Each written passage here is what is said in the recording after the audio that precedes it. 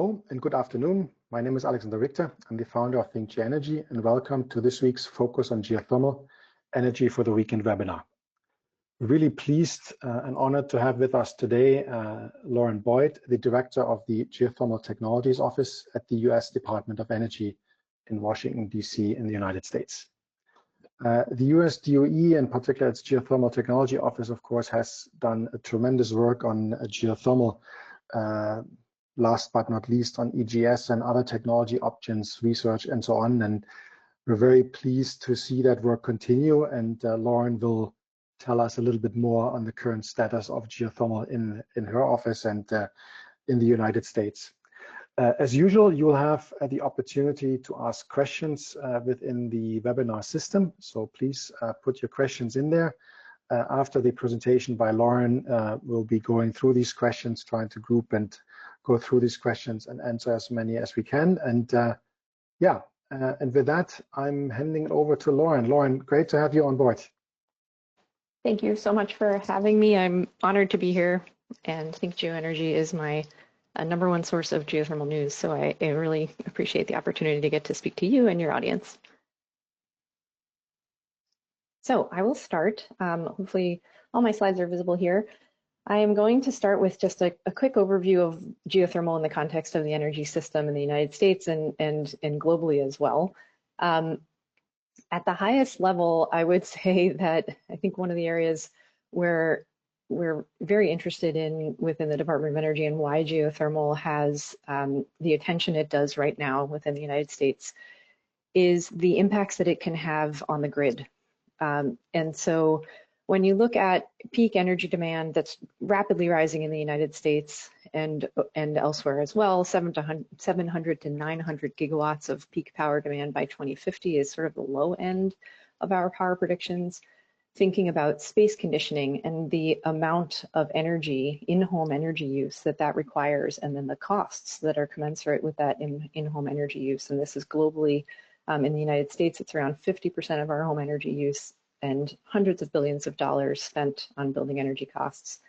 And then in a little more specific example, but as global demand for batteries and lithium batteries rises, the uses go beyond just electric vehicles, but for national defense systems. This increase projected by the IEA is on the order of 500% by 2050, again, probably a low end prediction. And geothermal can provide a solution to all of these challenges. So we're working towards firm power. I'm sure all of the folks on the audience are well aware of the different types of geothermal, but I'm going to go through them within the context of what my office funds. But starting with on the left side of the slide, firm power, it can operate flexibly. We've been able to demonstrate that in numerous places, and there are some new technologies that are under development, or new methodologies, I should say, to demonstrate that flexible operations. Also, long duration terawatt scale thermal energy storage. This is extremely compelling. I know this is of significant interest in Europe. We think there's significant potential here and provides a very important solution to the demand challenges that we see ahead of us. Efficient, resilient cooling and heating for homes, for buildings, for communities, industrial processes that have load shaping characteristics and can help us cut that peak demand, which is so critical right now in the US. And then as I said, with respect to lithium demand and critical material demand, the opportunity to source lithium from geothermal brines as sort of an added revenue stream and just an added benefit of the firm power that can be developed. So moving on, I can give you an overview about how GTO is looking at these solutions and the impacts on the grid. We're thinking of first the power spectrum, hydrothermal, enhanced geothermal systems, closed loop, and super hot. Everything, the last three that I alluded to, we call next generation geothermal. And I realize there's a lot of terminology out there in the geothermal industry, which can make it challenging to speak the same language about the benefits of geothermal. And I think this is something that many groups around the world are working on and working towards, and the Department of Energy wants to be part of that.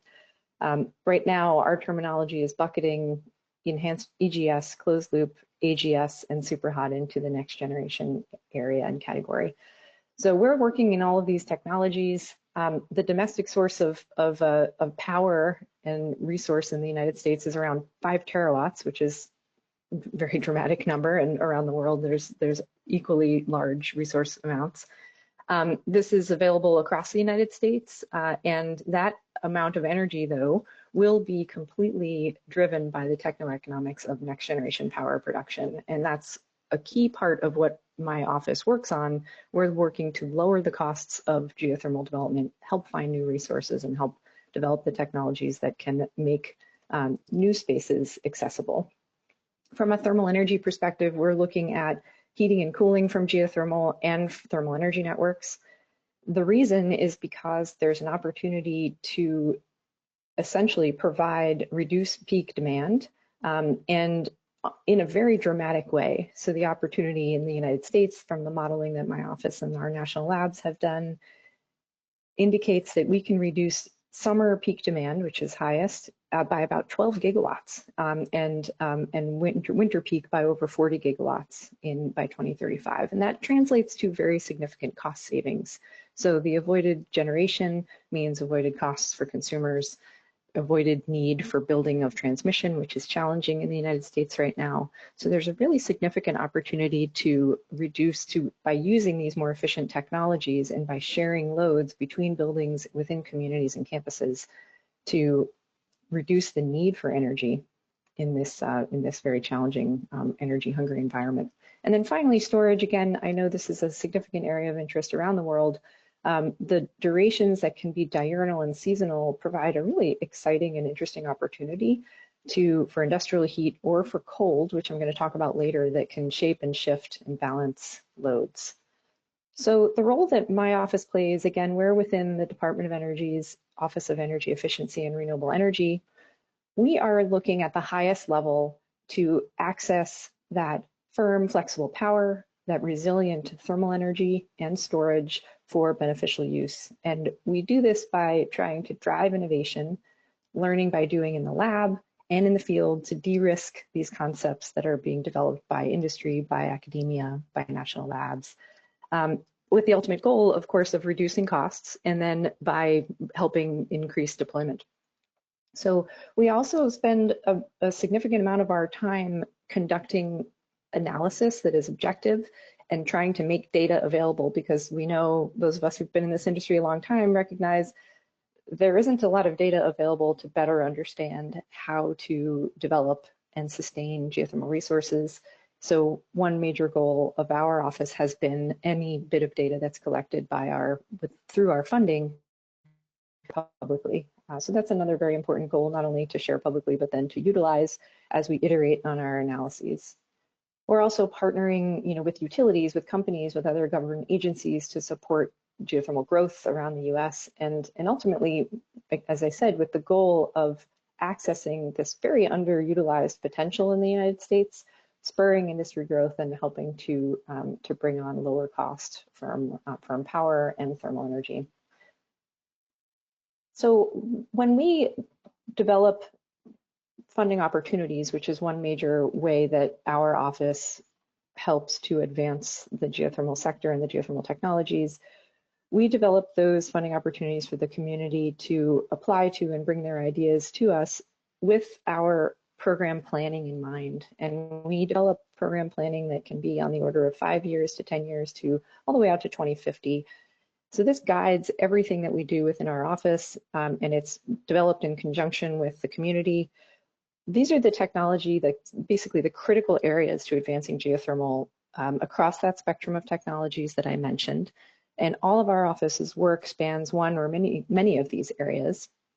So progress in these areas and some of the key activities and milestones that we develop in the long form of this report, which is publicly available, are critical to meeting the promise of geothermal energy in both the electric and the heating and cooling sectors in the US. So exploration and characterization, those of you in the industry, none of this is new to you, but finding new resources for a lower cost and with greater certainty, getting to those resources, accessing those resources with cheaper, lower cost and in shorter periods of time, which of course inherently lowers costs.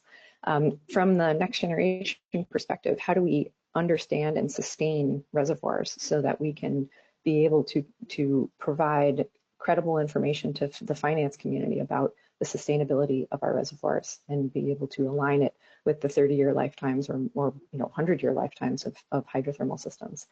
I mentioned resource maximization in the context of lithium and extraction of critical materials from brines. There are other ways in which we can capture the value of geothermal or increase the value of geothermal. And so our resource maximization pillar is looking at doing that from a variety of different standpoints. Data modeling and analysis, what are the economic drivers? What are the costs and the costs of deployment, and what can deployment look like in the future? The modeling tools that are available to the public to help understand geothermal from the thermal side and from the power side are all developed under this pillar. And finally, integration and awareness, which is, I think, one of the critical roles that Think Geoenergy plays, and many other institutions that are educating the public on geothermal, how it can help them, how it can provide jobs, lower costs of energy, et cetera. So this is these are the critical areas that we're working on within the Department of Energy to advance geothermal. So now I'll talk a little bit about some of our initiatives. And we have so many, so I'm going to go through this as quickly as I can, but I'm really happy to answer questions in more detail afterwards. And I'm looking forward to that and to hearing from all of you. So first I'll start with Forge. This is a highlight of our portfolio. And as I mentioned, one of our key roles in DOE and GTO is de-risking technology, learning by doing in the field. And Forge is an example of that. It's a collaborative field scale laboratory to develop the technology that we need to commercialize enhanced geothermal systems. And we developed this site with the idea of allowing for space to iterate on technologies, both at a systems level and at a component level. And we're very proud that it's been as successful as it has at doing both of those things. So we've drilled eight wells in total on the site. There have been many firsts that this project has accomplished for the next generation industry. And I will say this is funded by the Department of Energy and is operated in partnership with the University of Utah and a number of partners. Some of those firsts are drilling the first nearly horizontal wells for geothermal, the first stimulations using behind casing, using plug and perf, and creating a successful enhanced geothermal systems, which had been done in other prior projects that DOE has funded with ORMAT and with Calpine at the geysers. But this is the first time that it was done with an entirely new configuration of borrowing the horizontal well standard that oil and gas utilizes. So many wells were drilled, wells are utilized for monitoring in the subsurface, which is critical. And stimulations have occurred there, circulation testing as well.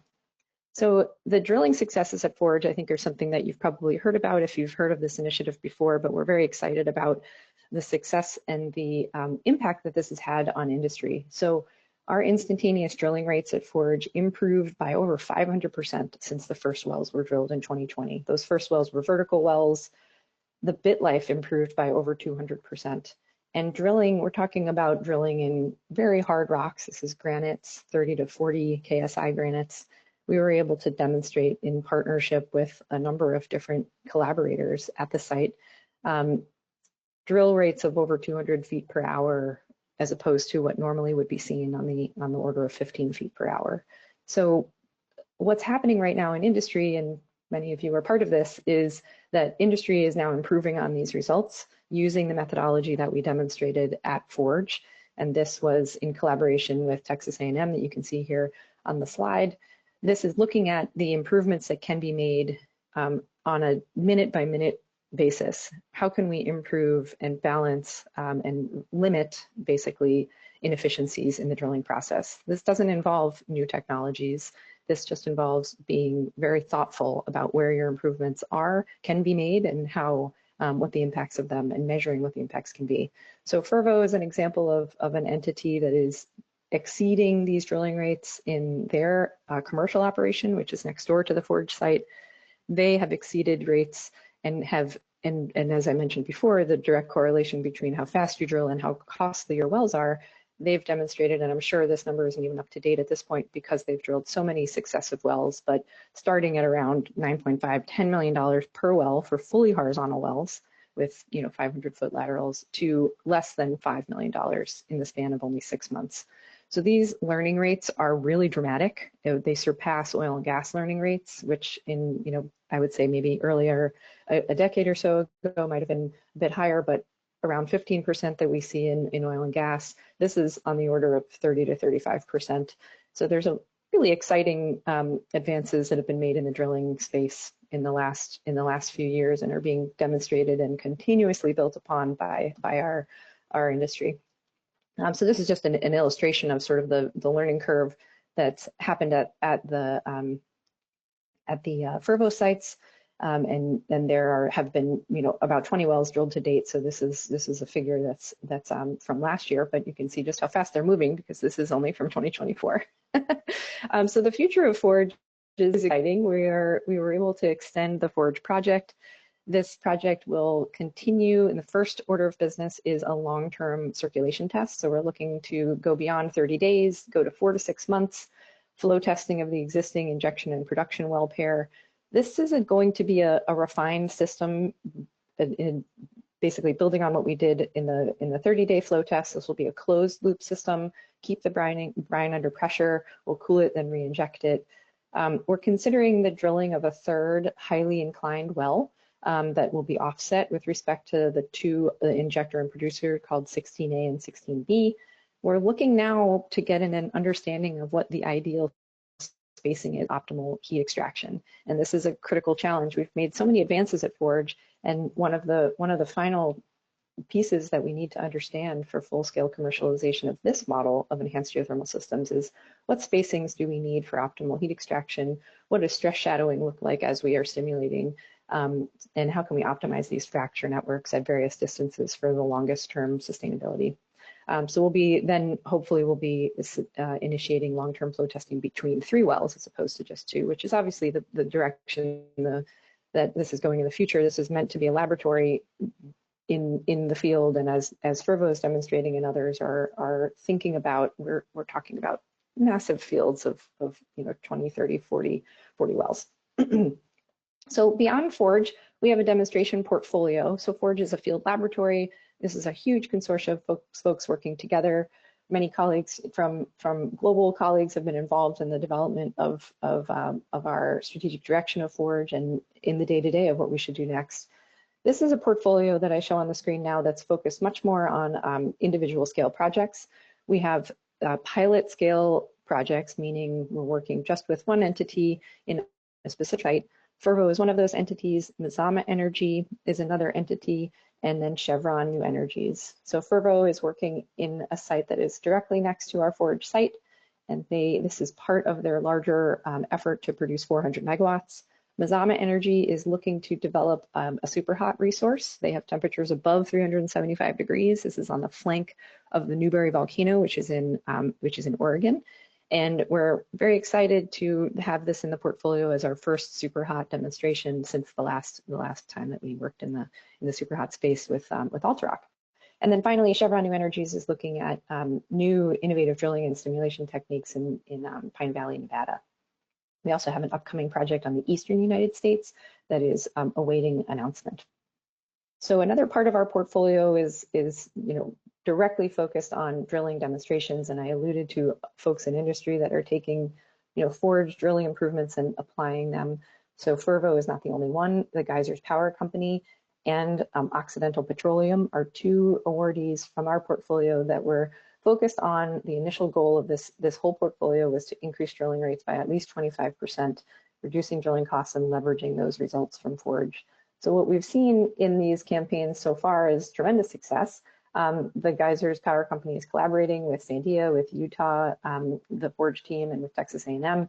And what they're doing is they're also drilling in very extreme environments, around 450 degrees C, or F, sorry, forgive me, and an inclined well to around 9,000 feet or so. Complicated geology here. There's complex metamorphics and andesite that underlies the majority of the Geysers field, where so much heat is stored. So what they've been able to demonstrate is ROP gains in all sections of the wells that they've drilled using PDCs, which were historically not used for geothermal, and now over the last 5 or so years are the drill bit of choice. 400 to 700% improvements in successful zones. They've also spudded a second well in June, and they're starting the coring and wireline logging activities for that well. They're taking this methodology and applying it to other wells that are being redrilled or drilled within their field, and that's helping reduce the time frame for drilling those wells by a significant amount. And again, rig costs in the US, $150,000 or so a day. So reducing your time drilling can make a significant difference in the total cost of projects. So this technology is, we're excited to say, being incorporated into normal drilling practices as a result of these successes. The Occidental Petroleum Project has done some really exciting firsts. They've drilled two 20,000-foot wells, which is never been done before for geothermal. These are hot wells. They're around 300 to 350 degrees C. The two wells are connected. So this was an understanding, or the goal here is looking at a potential closed loop system. And the organization, the company and their team are now investigating and understanding. This is also, by the way, in Colorado, Wyoming, and the Denver Jules Basin. They're looking at next steps based on the successful drilling of these two wells. So aside from in the field, learning by doing demonstrations, we're also very focused on understanding on basically research and development lab scale work, critical to the advancement of any form of geothermal power. And frankly, the direct use and thermal energy networks is ensuring that our wellbore are sustainable for long periods of time. So we have a portfolio of projects that you can see here that are focused on understanding how we can reduce the costs associated with casing and cementing of geothermal wells, and reducing the cost means in extending their lifetimes. So these organizations are looking at a variety of really innovative methods, many of them utilizing AI and innovation in their downhole tool measurements for essentially understanding how to maintain wellbore integrity and measure wellbore integrity in extreme conditions. Another part of our portfolio that is trying to advance the open hole EGS part of the next generation sector is looking at, and this is a couple of years old, this initiative, some of these projects are closing out right now, but how can we control flow outside of just the wellbore? So what can we do beyond just zonal isolation, but actually within a reservoir to mitigate flow that might be going in directions we don't want, which obviously impacts heat transfer rates, and that ultimately impacts and erodes our ability to perform for peak reservoir performance. So we have a number of projects, many university-based. This is early stage research looking at how we can, out in our fractures in the reservoir, maintain permeability or shut off and turn on flow zones, depending on when flow zones might become colder. So this is a key area of research to make sure that we're maintaining flow paths in the subsurface without having to have mechanical intervention. So next, I'm going to talk a little bit about another large consortia. This isn't field-based, but this is a critical effort in the US where we're trying to bring together the oil and gas industry and the geothermal industry. This is led by Project Interspace in collaboration with the Society of Petroleum Engineers. And they're working very closely with members of the community to develop a series of roadmaps that are focused on what are the obstacles that are essentially constraining geothermal development. How can we leverage oil and gas experience, oil and gas assets, any non-technical barriers that are holding back the geothermal industry. And so this group is working to even analyze workforce needs and building the workforce of the future that may have oil and gas expertise, hopefully, as part of it.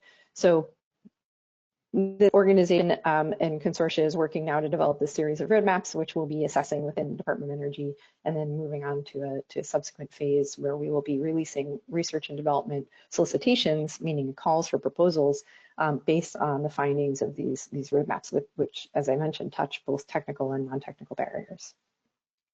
Another area that I wanted to talk about, which is in the analysis space, is a working group that we developed. So as I alluded to at the start, so much of reducing costs is being able to take on the risk to actually try technologies in the field, to iterate on technologies.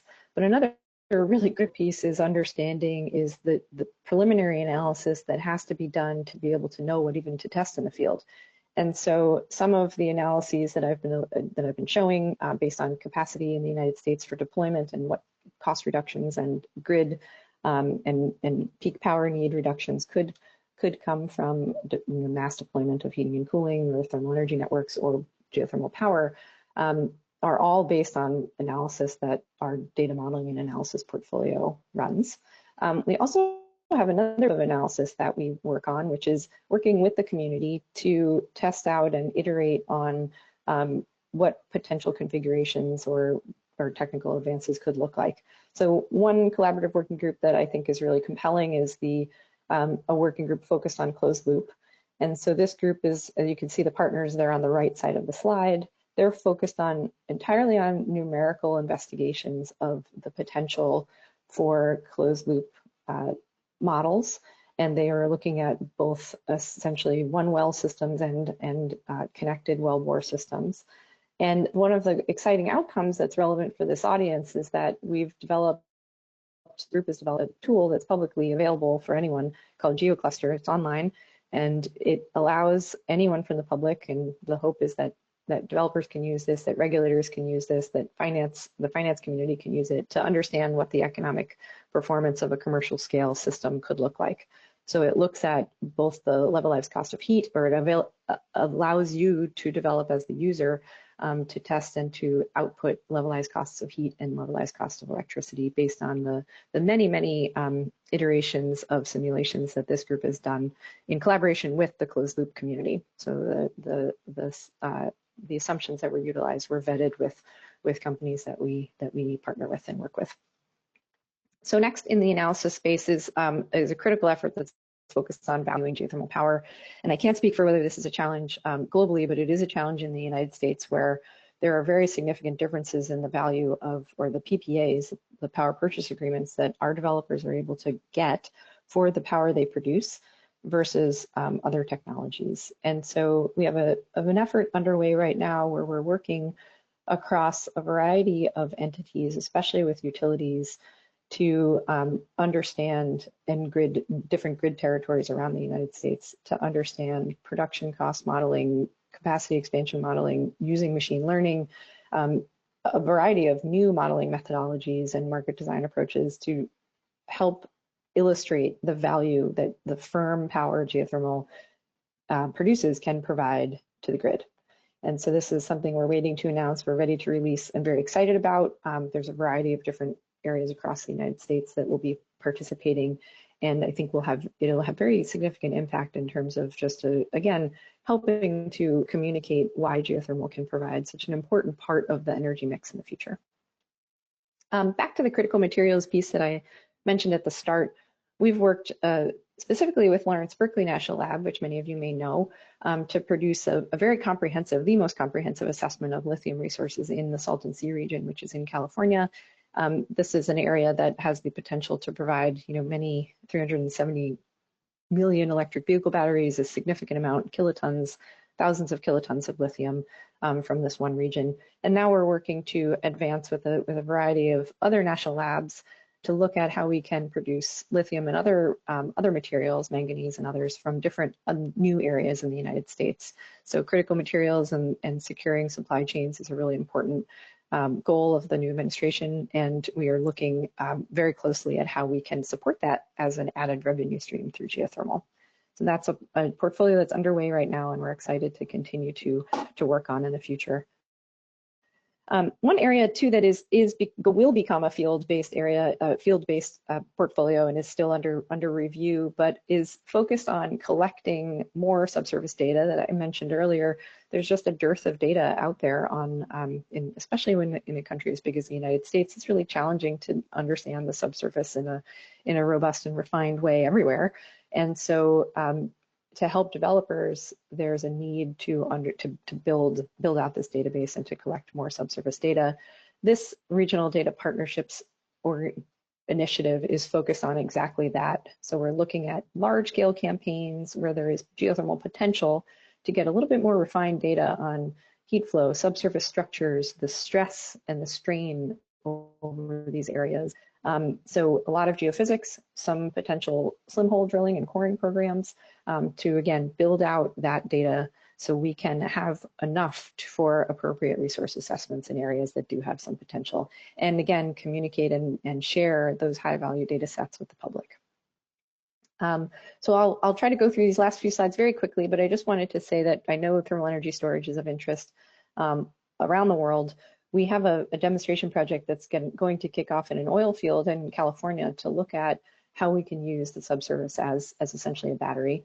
And we have done some benchmarking studies of the resources in the United States on how reservoir thickness and porosity of certain subsurface features can impact the reservoir thermal energy storage potential.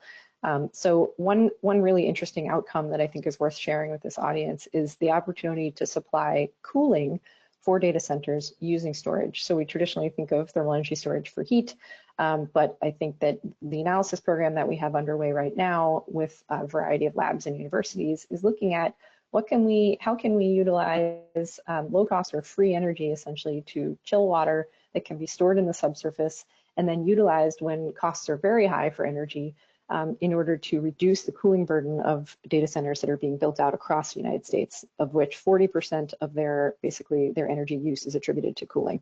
So this would be a significant reduction in energy use, but it also has other benefits that we're finding in the early stages of this research. So peak demand reduction, of course, for the grid, savings of cost for these entities, and then of course this opportunity for flexibility and reliability of grids by being able to shape and shift demand.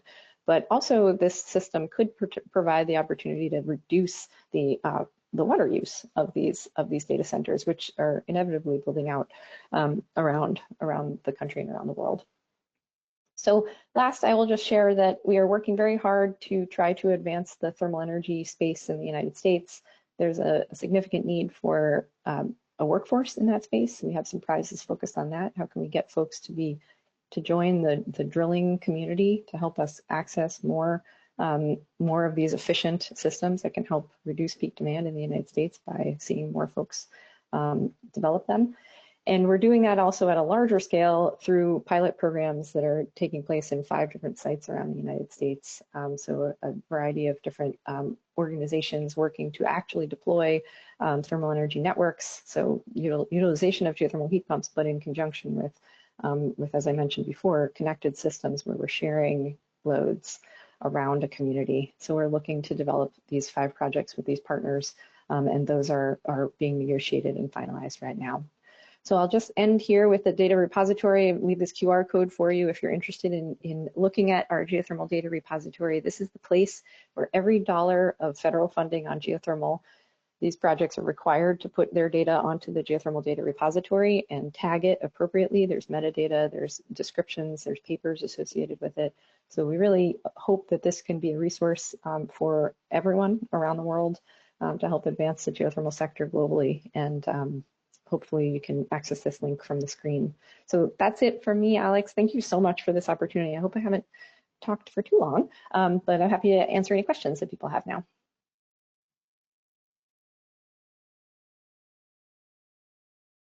Thank you so much. Very insightful and a really good update on things, and also to see kind of that, well, let's say cooperation between the private efforts and the let's say federal research kind of efforts here on Forge and Fervo. Really good to see. We have a ton of questions here, so I'm trying to probably get through them. Some more general, some are very specific, but let me go through some of them in some kind of order. So, and I hope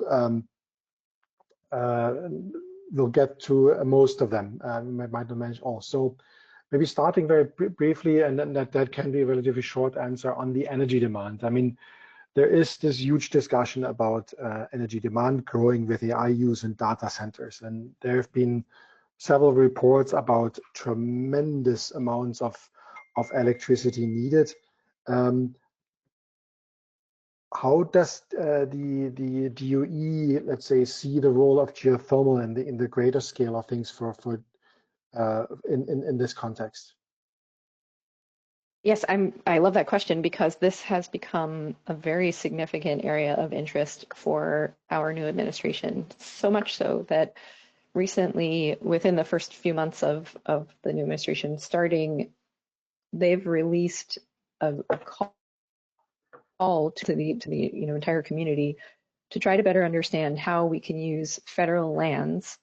So any lands that are owned by the federal government, and there's so many different agencies that might own these lands or operate these lands, but how can we use those lands for the development of data centers with a focus on utilization of nuclear power and geothermal power to help support them.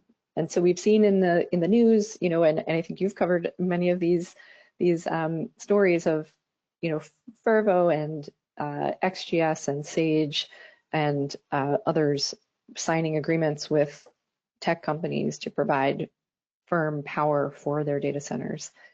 And I think that has really become quite clear that the industry is interested in geothermal. They're interested in creating new financial schemes by which they can take on, the risk and be an off-taker for innovative technologies, because the value of the product is so high to them. And so the government is right there as well. And so this new effort to look at these federal lands and where we can develop geothermal or nuclear or both is underway right now. And there's actually, requests for information out there on the internet looking for partners that want to start to develop it. So I think it's a pretty exciting space right now. Excellent. So going on, like I said, I'll try to kind of get through this relatively quickly here. So you talked about the several technologies that the GTO is supporting. Kind of what do you see as the most critical technical and non-technical advances to help geothermal realize the potential in the US and I guess also beyond? Oh, I love that. I love that question.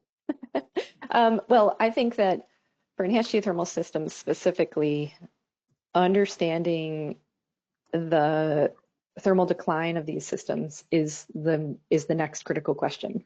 So, I think we've made so much progress in the last decade, or honestly just the last 5 years in the enhanced geothermal systems space, in now advancing drilling to the point where it's sort of it's tractable for people to consider investing, to demonstrate that you can build these new configurations, that you can stimulate and create fractures and reservoirs.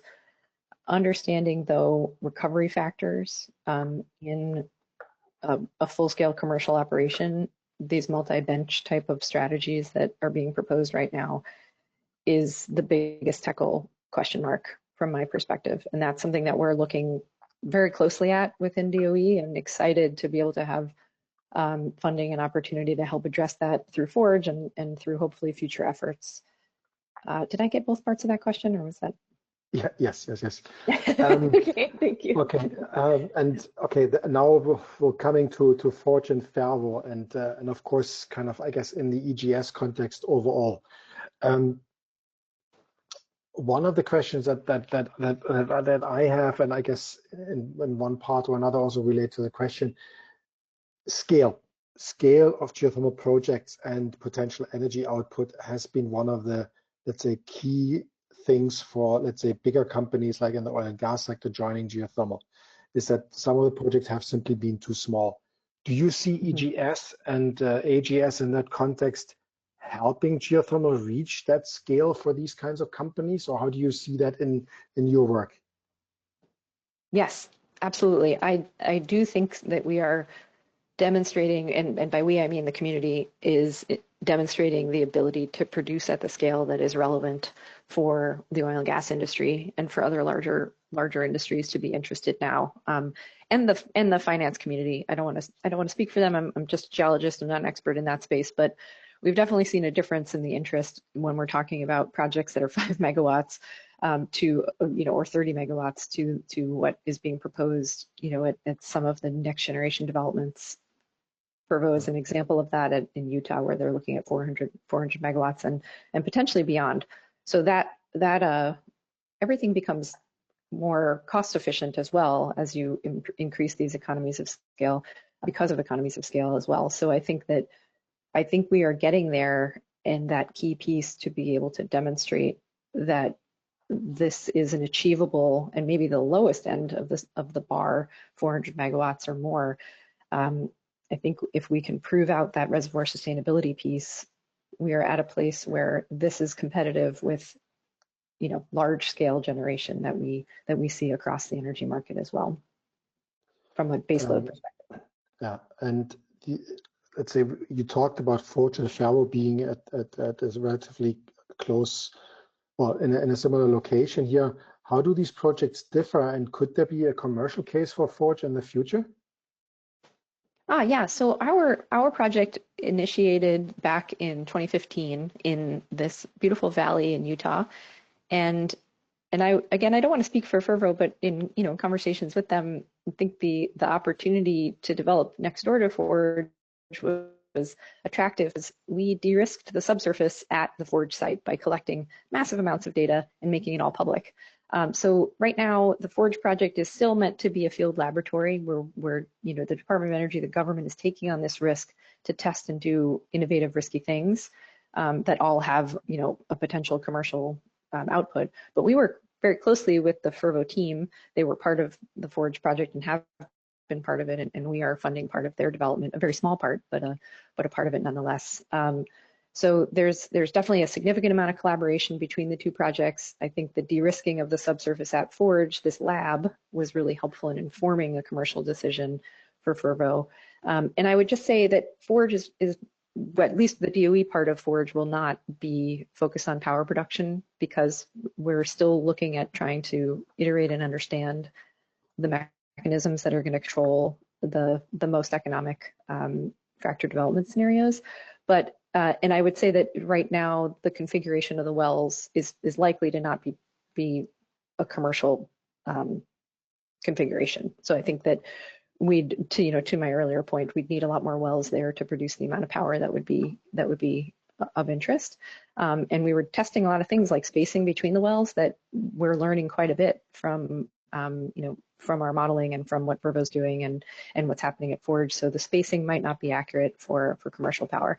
But I don't want to speak for what University of Utah may do. They are welcome to produce power from it if it's possible later. And the flow testing was positive in that it looked like we saw very minimal losses and very minimal thermal drawdown during the first month. So that might be something in their future. You mentioned the University of Utah in the context, and here, let's say, the involvement of universities in this work. In that context, for maybe people that are not aware of the setup in the United States, but as a federal office, in a sense, how do states support geothermal or maybe cooperate with the DOE on projects in their states? Is there some kind of cooperation, or how does that work? Yeah, that's a great question, and it is extremely complicated in the U.S., such that depending on the project, and so our projects are funded entirely by the Department of Energy, but there are some, our funds come appropriated from Congress, but there are some of our projects where states are partners and are willing to either cost share or just be a partner by providing data or by providing land access. So I think it really depends on the state. But there are, I would say, 10% or so of our demonstration projects have state involvement. The states need to be involved in all of the permitting and the regulatory aspects. So there's collaboration that happens no matter what, whether they're an official partner or a funded partner, from just the perspective of getting the required permits. And so for those in the U.S., there are many different entities within each state that would have to permit a project, which is why things take so long here. And a quick question here to close on Forge. Could it become also a demonstration site for critical minerals, or is that not part of the equation? That's a great question. There is some interest in the Salt Lake region of Utah for critical materials. I can't say that there has been any understanding that there is economic amounts of critical materials in the brines at Forge, though. I don't think so. Okay. And in EGS in general, I guess let's say from a European perspective, EGS and seismicity has been a big issue. I mean, I guess it's also because it's very densely populated, and the Utah project is now in a, let's say, less populated area. how is that part of, let's say, the ongoing discussion for EGS deployment across the United States? Yes, this is a critical question, and it's absolutely something that we know has can be a limiting factor in the broad, large-scale deployment of enhanced geothermal systems, and frankly, closed loop, because anytime you're changing you're injecting anything that's cold into something hot, there's an opportunity for stresses to change in the subsurface. So I don't know that we have enough data to prove whether or not closed loop will or won't create seismicity, and I think that's something that is important to better understand. Obviously, it would be at a different scale than EGS, but critical question. We've been working very hard with through Lawrence Berkeley and a variety of entities around the U.S. and the globally to develop and update induced seismicity protocols for all of the projects that we fund. And the industry is using those protocols, even though they're not required to when they're doing projects that we're not funding, which has been very beneficial because we haven't seen any induced seismicity issues in the United States as a result of it. So careful monitoring, careful subsurface assessments beforehand are absolutely critical and must be done. Communication with the community, this is one of the most important best practices from the documents that have been developed by these working groups, is the community needs to understand what you're doing. And I think this is one of the reasons that Forge has been so successful. They have, and Fervo right next door, they have the potential for small scale seismicity. They have de-risked the subsurface, but there are still unknowns. But they have been talking to the community from day, negative 365 to make sure that the community understands. They've been very open. They've put monitoring computer in the library and in the high school so people can watch the seismicity in real time. They invite everyone to meetings. So we're doing our best to, whoever asked the question is correct. It is a rural area where there is not a large population center. I think it would be a very different story if we were trying to develop EGS in a city. I think that might be not a tractable path. But since much of the U.S. resource is in areas that are, have communities nearby, but have communities that can be engaged with, I think that's sort of a little bit of a different. It's a little bit of a different paradigm than I know is sort of a struggle within the European community where there's just much more dense population. But implications of seismic mitigation and monitoring and developing those plans have been essential, and we will be continuing to require that going forward. Okay, questions keep trickling in, so it's difficult. Does the DOE also cooperate internationally? I mean, you mentioned it briefly, but there is continued international cooperation with the DOE, or is that what's the status there? Yes, so we actually have a number of projects in collaboration with the Geothermica initiative, and I have just a slide here, and you can see the number of them.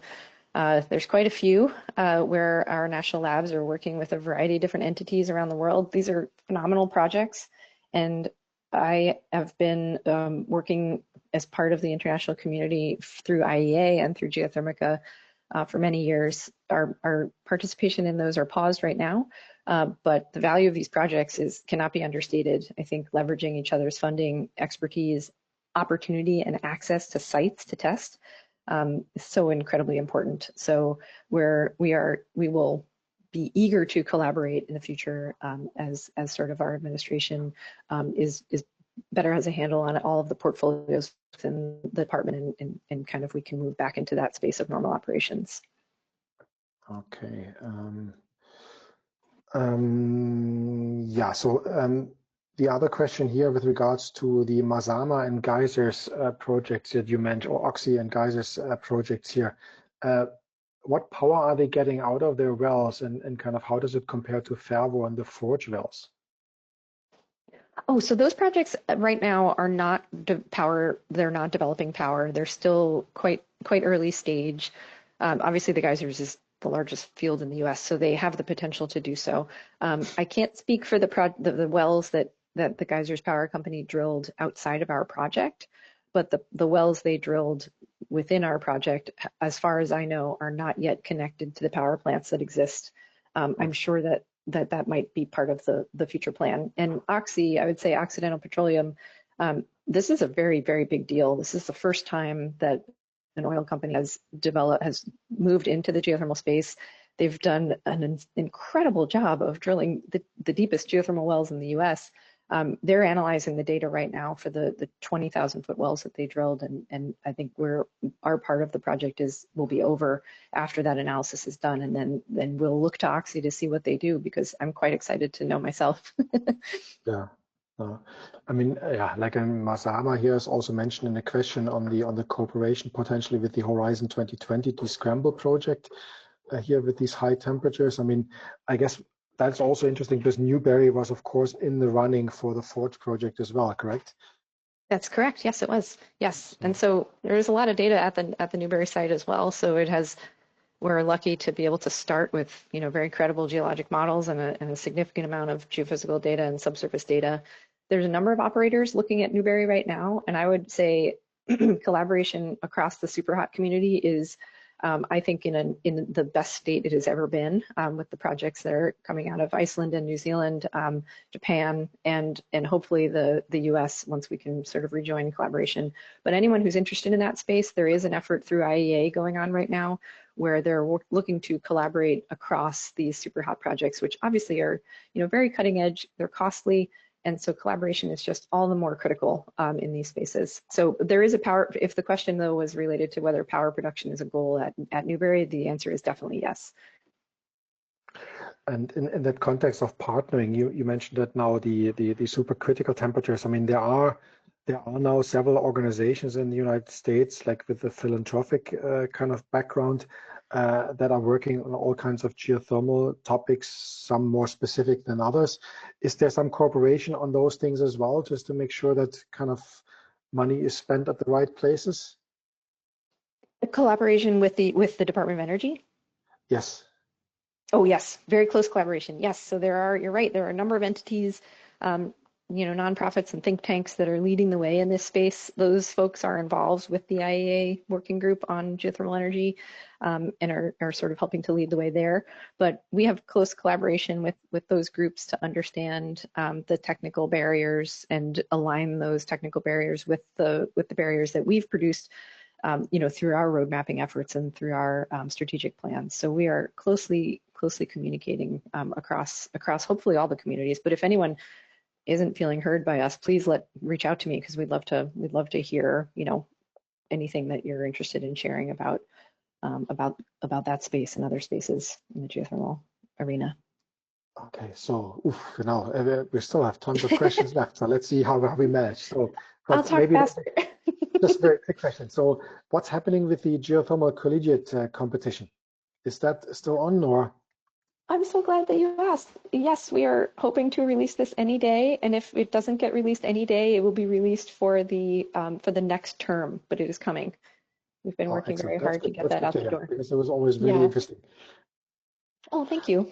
I'll tell your team that. They'll be very proud. Yeah, indeed. And then here a quick question: when to expect funding announcements results from the grid call from last year and this year's regional data partnerships? Yes, all of the selections have been made. We're just waiting for the opportunity to release them. So I can't say exactly when, but I hope soon. Excellent. All right. So then here's a very concrete question to you. Data sharing with the GDR there's a lot of benefits and values to the geothermal world, and very exciting. But they would be curious, kind of how much of the data will be shared or not for the field pilots and drilling demonstrations, as you mentioned. Oh yes, so there's a requirement that data is shared. So any sort of subsurface characterization data will be publicly shared. If there is data that's associated with IP, so any specific intellectual property that a company is developing, that data can be held confidential. But that would be, essentially a new tool that's being developed. But anything about what the subsurface geology is, what the temperatures are, what the, anything we learn from coring, from geophysical studies, that should be shared. It's part of every award requirements. Then here's a question. Like I said, I don't know if you can answer, but it's the question here on the critical mineral supply chain R&D budget that you mentioned. Is that protected, or has it been cut by the current administration? Oh no, I think the critical materials is actually leading the way in the whole Department of Energy for with respect to getting new solicitations and new calls for information out the door. So there's an open solicitation right now on the first out of DOE on critical materials. It's of such significant interest. Oh, excellent, excellent. Okay, then, like I said, I'm just trying to raise for you, finding the next question here.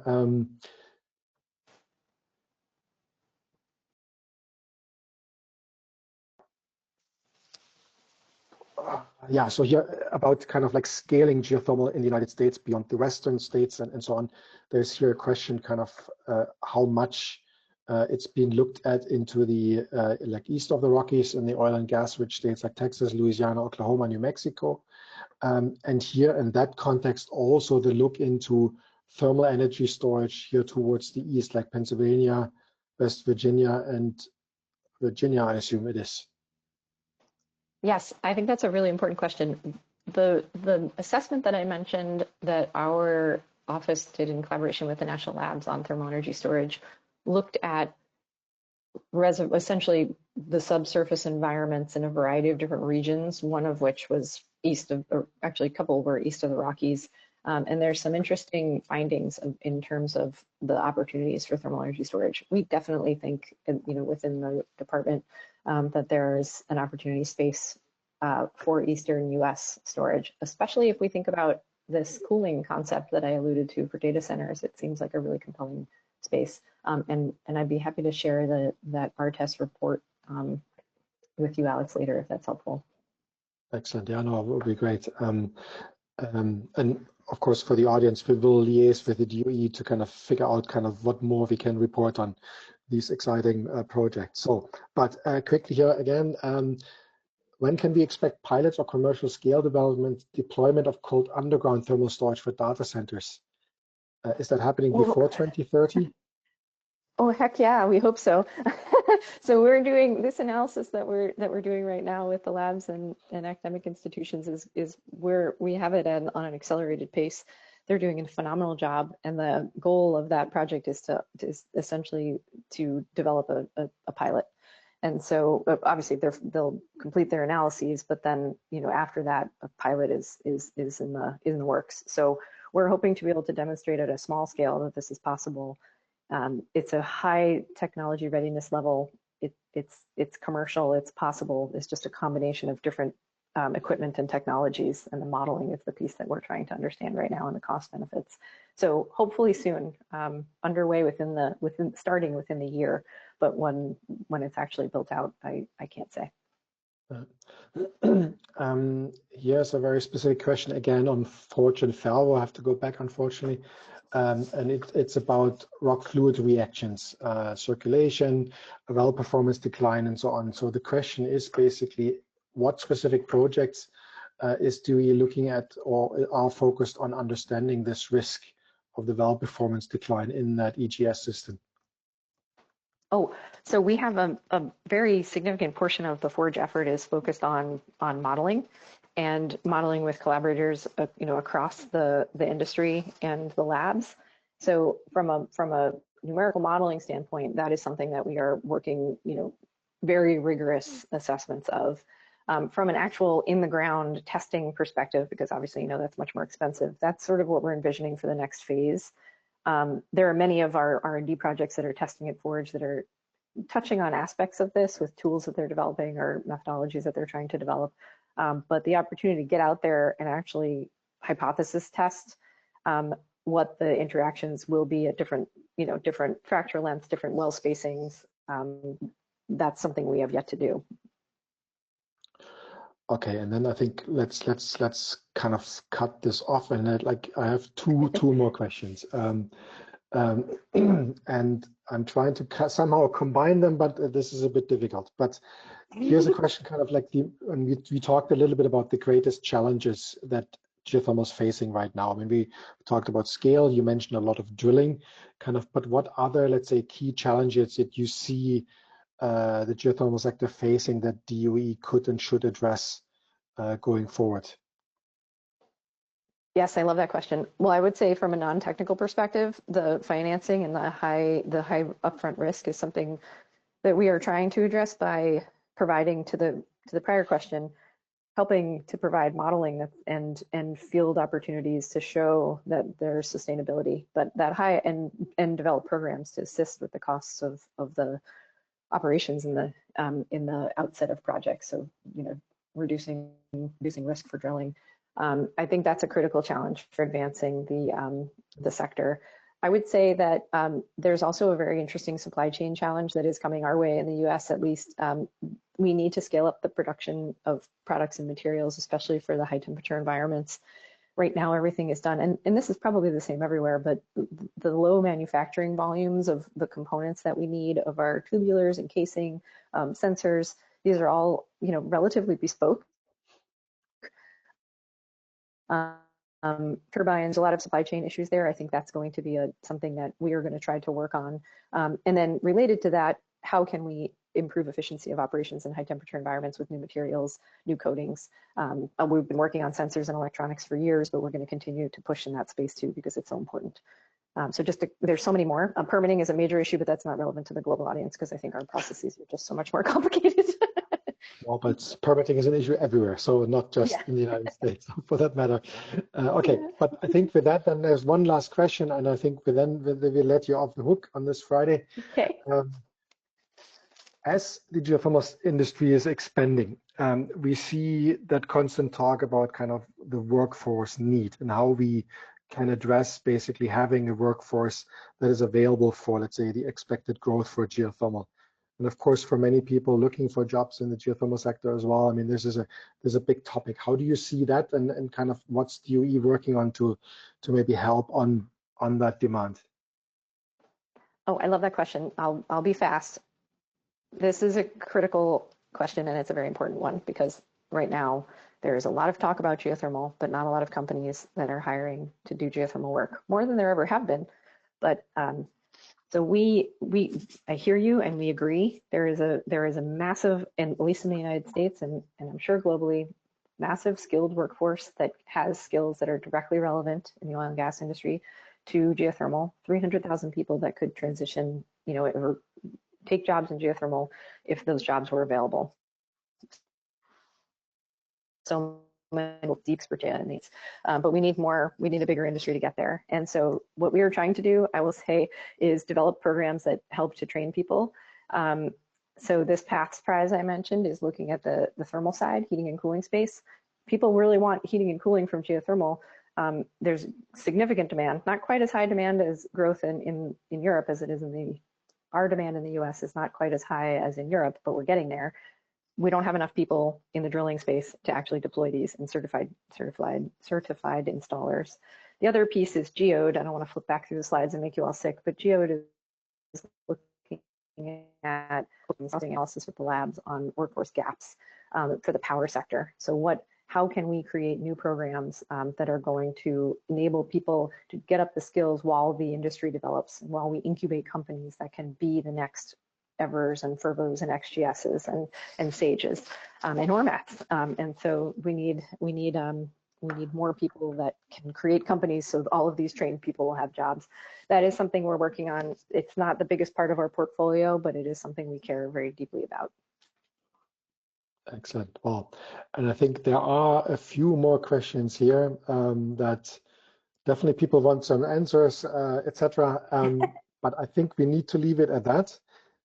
We'll be glad to have you again at another time, then also maybe with some more specific updates later then. But for now, Lauren, thank you so much, you and your team, for the great work that you do, and for this insights of what's going on, and looking forward to see you and maybe a lot of other colleagues at the upcoming GRC this fall. And with that, again, thank you very much, and have a great weekend, everyone. And we'll try to make sure that the recording in this form, or maybe in a shorter version, will be then published as well very soon. Thank you very much. Awesome.